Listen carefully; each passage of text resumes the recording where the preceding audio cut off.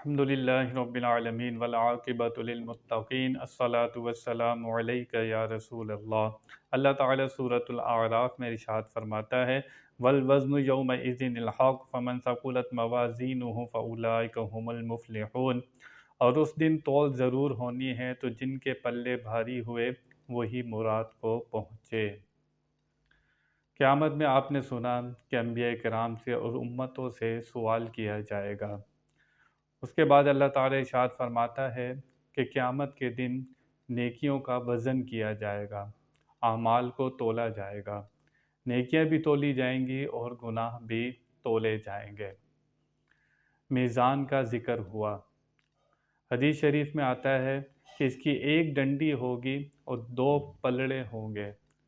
ایک ڈنڈی ہوگی، دو پلڑے ہوں گے۔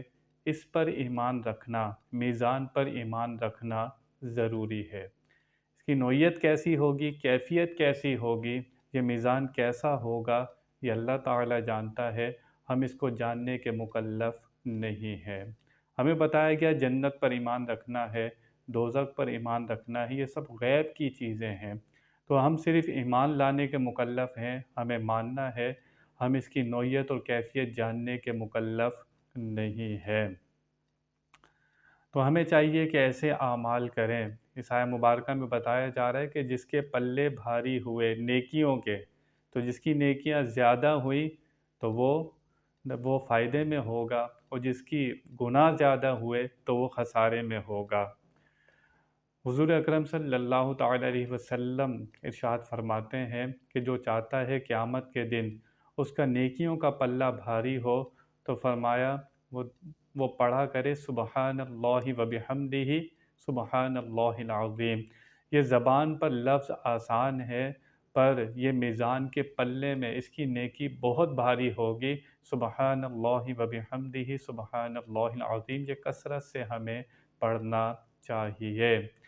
دوسری حدیث شریف کا جو مفہوم ہے اس میں فرمایا نبی کریم صلی اللہ تعالی علیہ وسلم نے کہ جو میزان میں پلے میں نیکیوں کے سب سے زیادہ بھاری ہوگی، فرمایا وہ حسن اخلاق ہوگا۔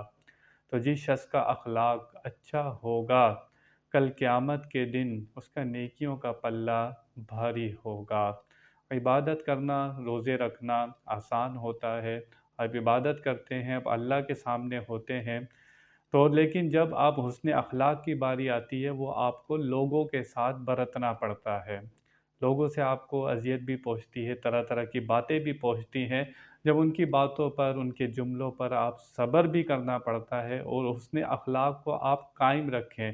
اخلاق کو اچھا رکھنا آسان نہیں ہوتا، کیونکہ اخلاق اچھا رکھنے کے لیے آپ کو غصہ بھی کنٹرول کرنا پڑے گا، اور بہت ساری چیزوں سے آپ کو بچنا پڑے گا، پھر آپ اخلاق کے کمال پر ہوں گے۔ آپ غیبت نہیں کریں گے، کسی کی برائی نہیں کریں گے، کسی پر تہمت نہیں لگائیں گے، تو جتنی برائیاں ہیں ان سے آپ بچیں گے تو حسن اخلاق پر آئیں گے۔ تو جب حسن اخلاق پر آپ آئیں گے تو نیکیوں میں آپ کا پلہ بھاری ہوگا۔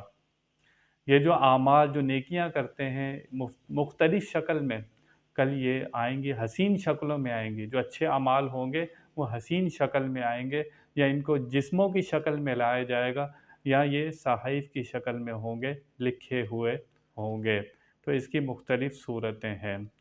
تو جس کے نیکیوں کے پلے بھاری ہوں گے وہ تو فائدے میں ہوگا، جنت میں جانے والا ہوگا۔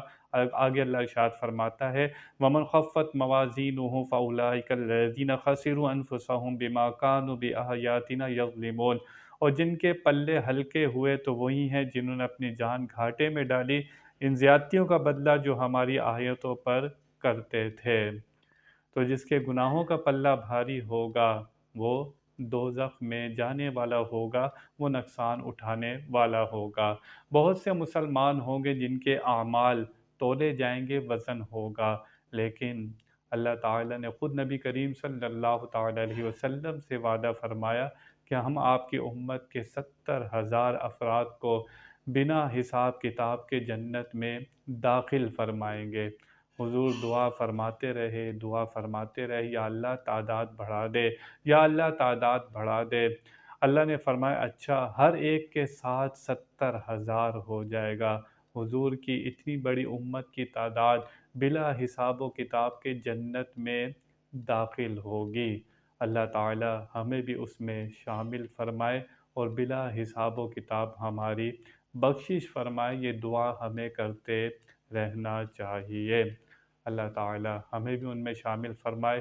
وآخر دعوانا ان الحمد للہ رب العالمین۔